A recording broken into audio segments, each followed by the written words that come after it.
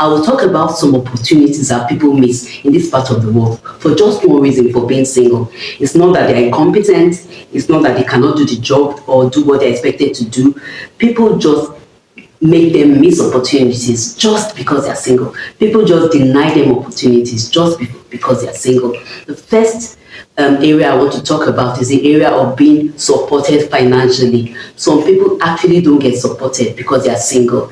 People don't want to help them, people don't want to support them. For example, I know a particular lady that is from a well-to-do family. Her father is doing quite well, and he supports his children. He supports his children if they want to do projects or they have things to do, events, he supports them. But anytime this particular lady, his daughter, comes to him that is single and she has a proposal or whatever, all he tells her is that once you get married, I'll support you. So she's at a disadvantage just for being single.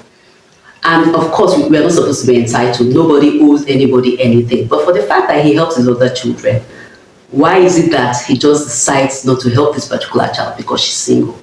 Maybe trying to coerce her into taking a decision she's not yet ready for. I really have no idea. Now, the second area in which people that are single get disadvantaged or miss opportunities is in the area of jobs. There are some jobs that people specify, and they say particularly, they just specify it and say, oh, if you are single, we only want people that are married.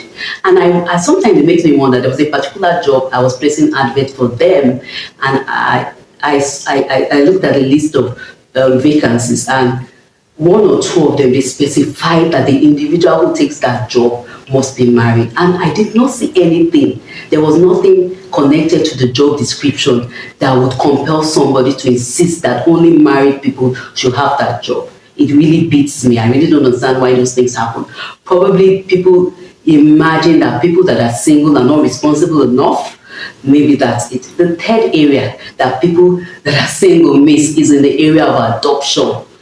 Yes, in this part of the world, especially, let me just speak about Nigeria particularly. If someone is single and doesn't have a child and decides or desires to adopt a child, they may be denied.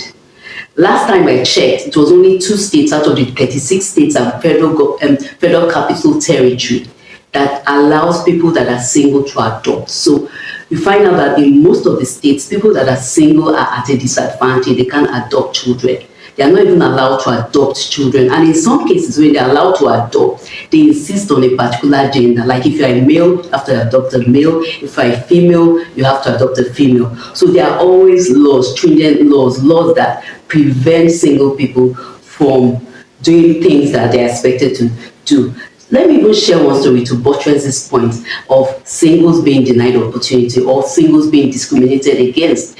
There was a particular time in this country that a president nominated a female to take up a position as a minister. And in this part of the world, when it's done, the president has to give, I think it's the Senate for approval. I'm not sure now, but I think it's the Senate. The senators will call the particular person to the chamber and they'll ask questions in relation to their job. So this particular lady that was nominated got to the chambers and she was asked certain questions, and surprisingly one of them just started talking about that, are you married, something of that nature. Are you married, or why are you not married? So you can imagine how embarrassing that would be. There was also a time that a particular newscaster in Nigeria, many years ago, this newscaster, she was really good at her job, and she was just talking about she was just highlighting an event, a marriage ceremony. Someone got married and she was talking about the marriage. And suddenly, one of the anchor persons, a male anchor person, just turned to her and asked her, called her by name and said, when are you going to marry?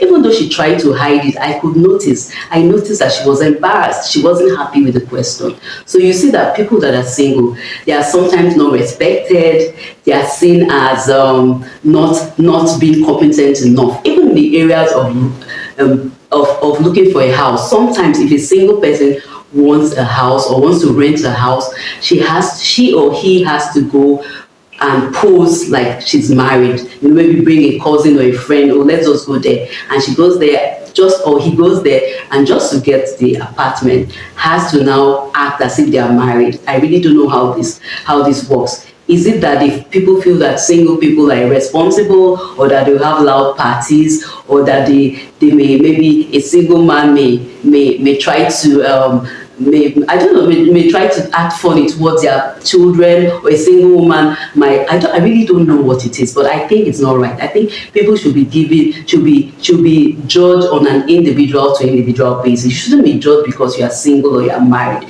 People should be engaged based on their competence, on who they are, what they can offer. I think people need to talk about this more. People need to talk about this more, so people that are single don't feel as if there's something wrong. So I hope you've been able to, and you have an understanding of what single people are going through in Africa, especially if you don't live in this part of the world. Yes, single people have issues all over the world, but I think in Africa, they have some